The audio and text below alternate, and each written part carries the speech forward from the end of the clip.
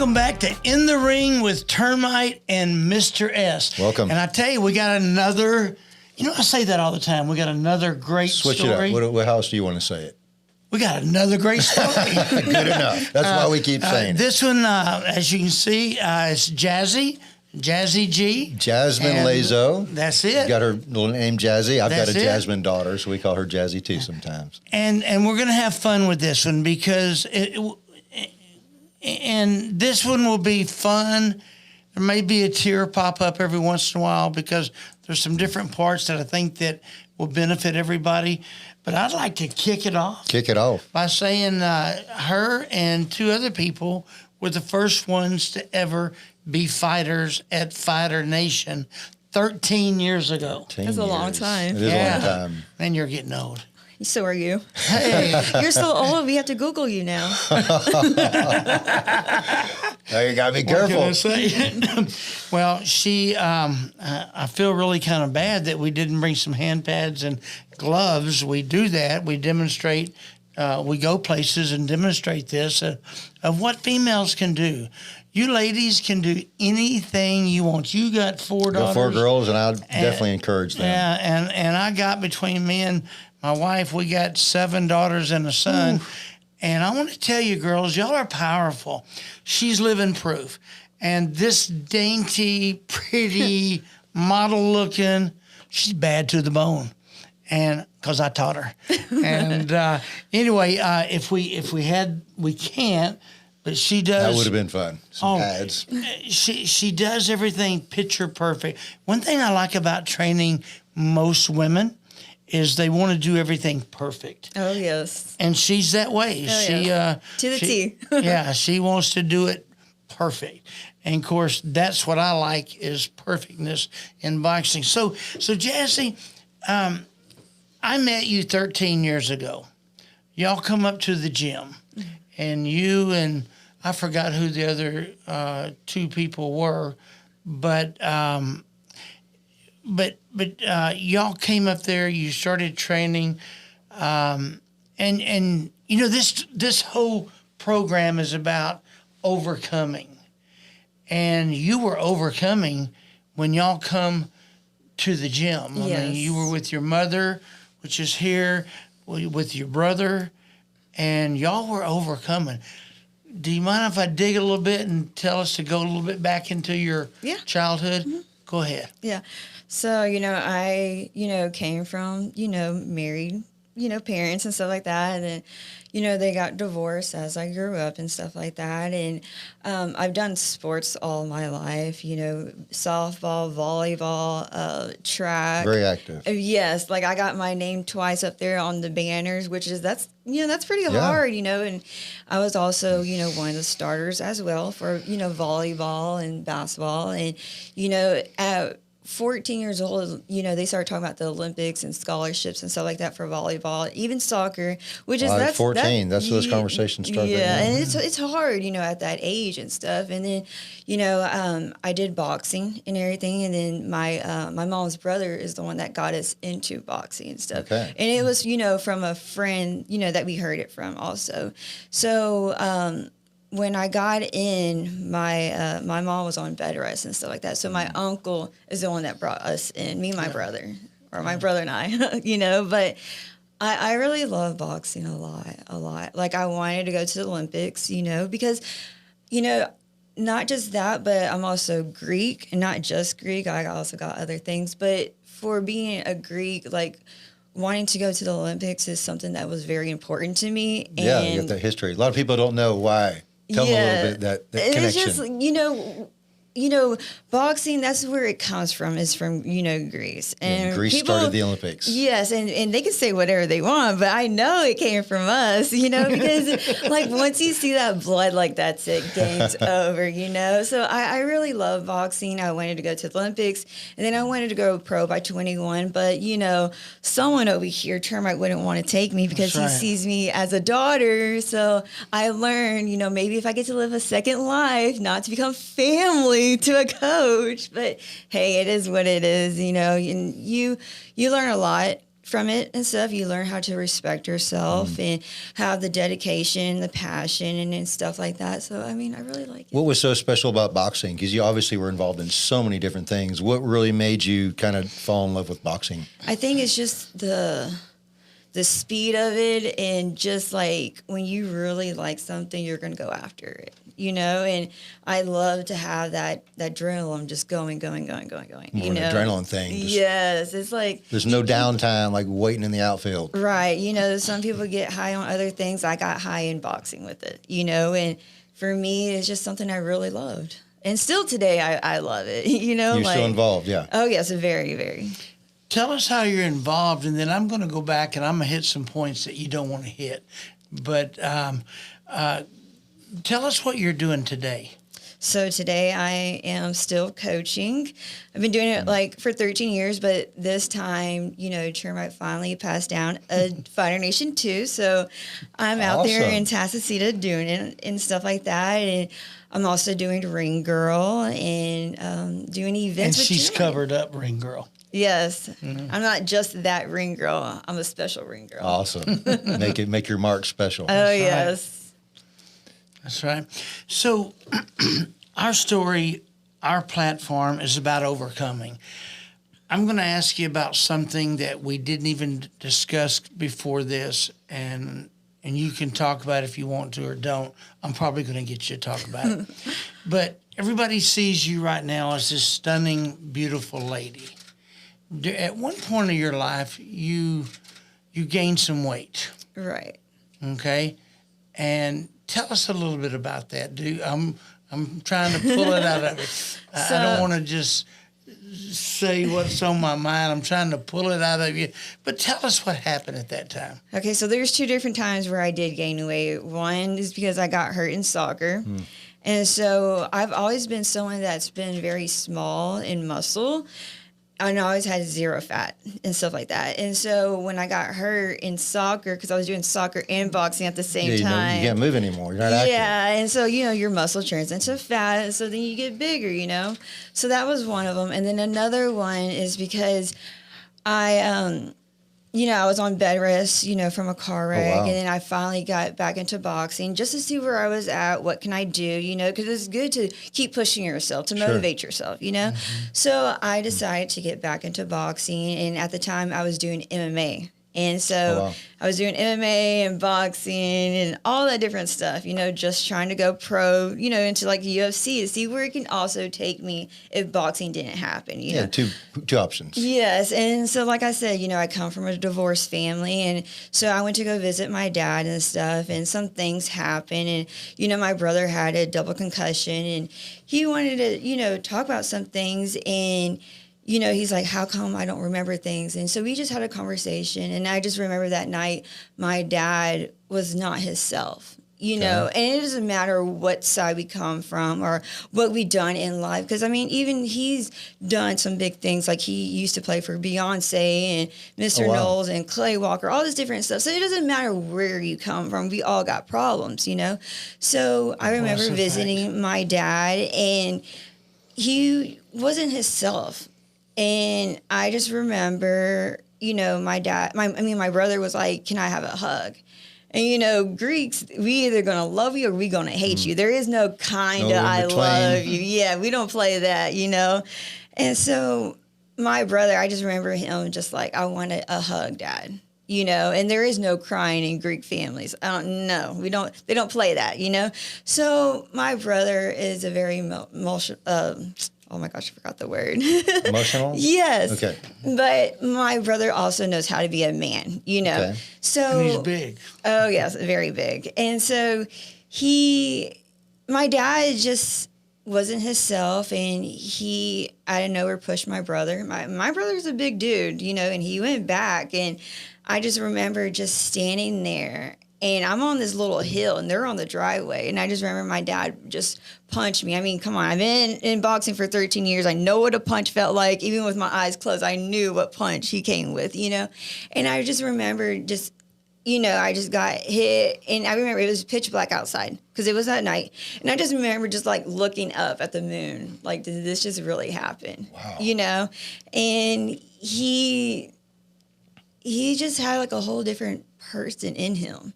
And I knew it wasn't God, you know, and you could tell it was a spirit, We you talking know. about any drugs or alcohol? This is just My you dad don't doesn't even, drink. I mean, if he does, it's so you can't even really explain it. yes, and he doesn't do drugs, nothing like that. And I just remember I didn't cry. I remember I didn't black out, and I didn't get a concussion, but I did ended up going to go get my face fixed. I thought we were gonna have to go get it all, you know, redone and stuff. But I ended up, you know, going to the chiropractor and stuff like that. My neck was off about that much and stuff, and they're like, "Here's your skull." But your skull is like this right now because of, you know, the punches that I got to the face, you know? And that's why there's called weight divisions because people are like, well, you're a boxer. You should be able to handle it. Well, that's why there's weight divisions, Right. you know? The It power doesn't, levels have to match those up. Right. And they're like, well, you know, it is what it is. You know, some people are like, oh, well, you should have just been dead. You know, you should just die. I had a lot of people that said a lot of bad things, you know, towards me. And it doesn't bother me because I get hate no matter what, you know. And You get thick skinned. You don't let it get to you. And so, you know, I was just so hurt from it that I started dropping weight. And at first we didn't know why, but I was just so hurt. And I started going down to like 120, 115. Then it went down to 85 pounds. 85. And people were like, how are you 85 pounds? Like, you look great, but you look like you just need to eat. Like, your skin looks good and stuff. Then I got on medicine, and then I dropped down to 79 pounds. And they're like, how are you still alive? So it doesn't matter what you eat or what it is. People are like, oh, well, now you got high sugars. Well, it's not like what you eat. But it can also be because you may be hurt, depressed, sad, something. Yeah, the body chemistry doing right. something. And I was definitely hurt. I was hurt. I was ready to die. You know, like, I was like, I'm done. Like, I even try, you know, to call my dad, be like, what's going on? Like, I'm always the one that's going to try. Like, if you know me, you know I'm going to try, you know? And so I just remember kept, you know, calling my dad, like, why aren't you... Or like, are you even sorry? Do you even care? You know, Did like, he express any remorse? when I finally confronted him, he was like, I'm sorry, I'm sorry. Well, that's cool you're saying sorry, but what are you sorry about? You know? Yeah. And so when he told me sorry, he's like, well, it's just because I was trying to defend myself. Well, how can you defend yourself if I'm not the one coming at you? I should be defending myself, not you doing it, you know? And so he just...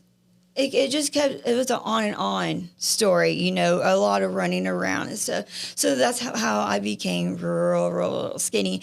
And even though I was so skinny, I would still post on social media. Like, I'm going to still be me, and you're going to get what you get with me. You know, there is no this or that, you know. So I just kept posting, and I got a lot of hate from it. Why are you posting? Why? For what, Jazz? You should be embarrassed. Well, who are you to tell me? Wow. I'm the one that should be in control over myself, no one else, you know. So me and my dad's relationship now is on and off. He also, you know, moved recently and stuff. And I was like, are you going to come back down and see us? And he's like, well, I'm not planning to come back down. So our relationship is like a lot of up and down. I mean, I still call him. If it wasn't for me to hear his voice, he would never call me.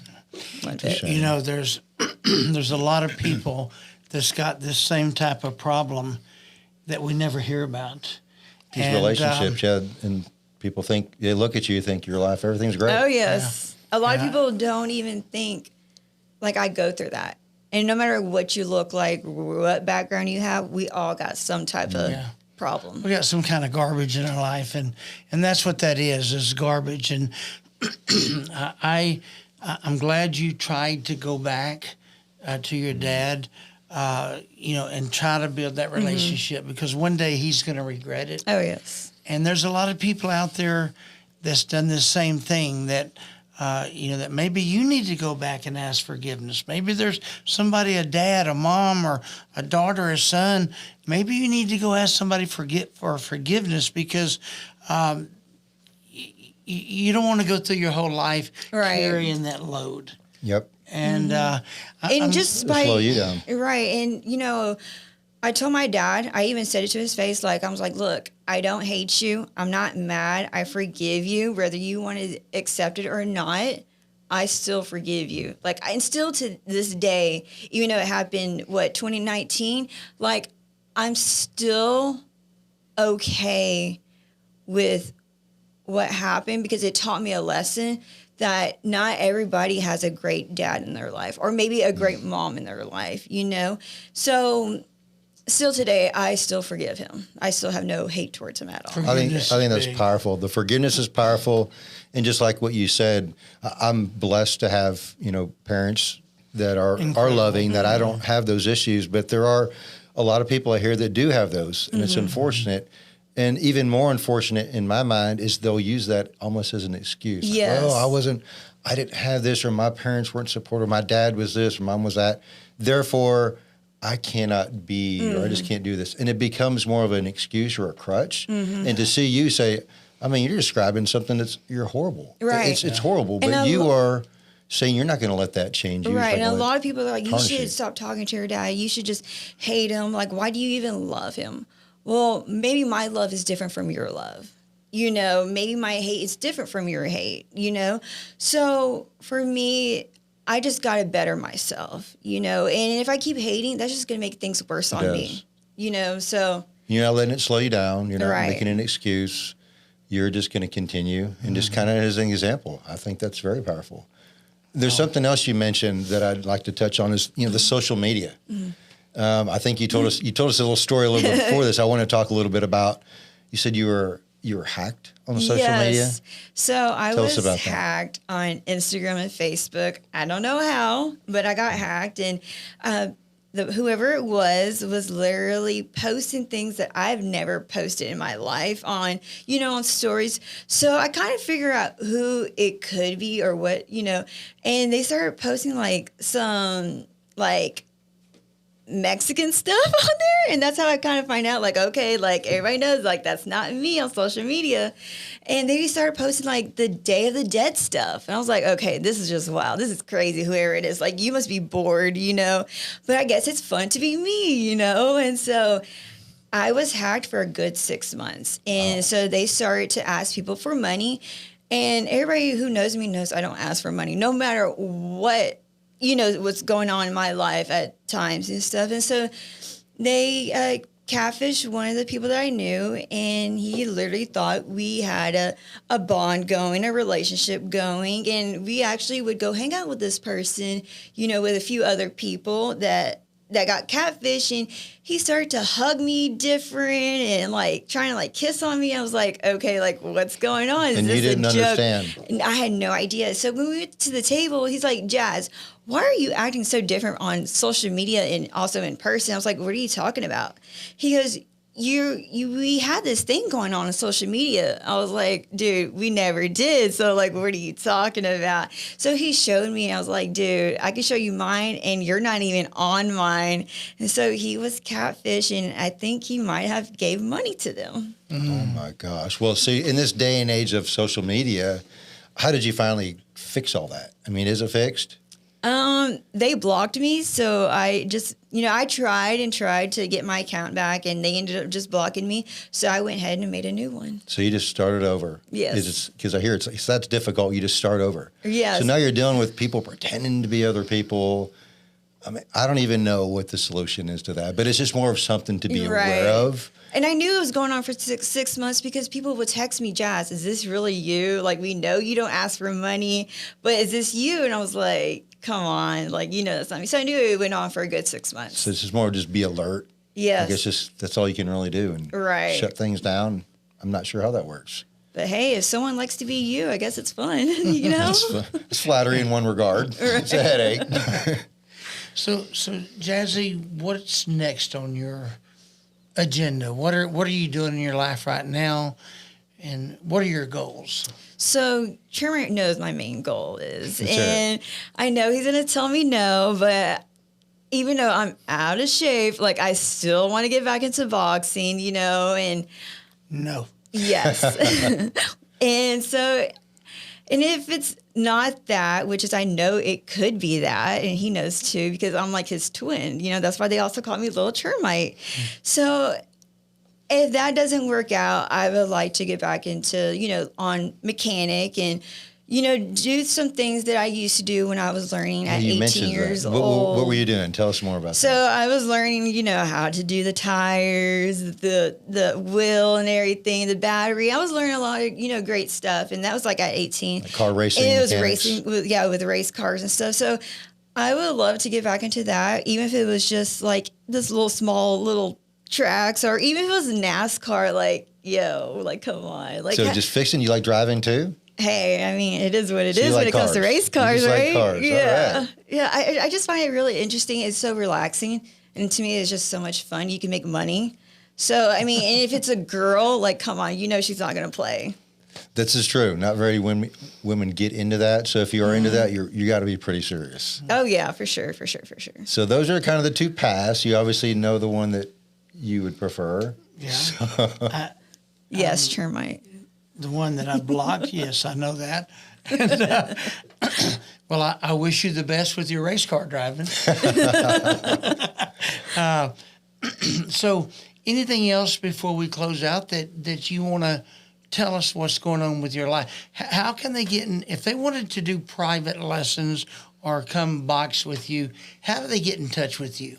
Well, you can always come to Legacy Performing Arts Academy, which is out there in Tasasita off of 1960. You can always show up. And what was the name of that? Legacy? Legacy Performing Arts Academy. Or you can also follow me on social media, Jasmine L'Oreal Lazo.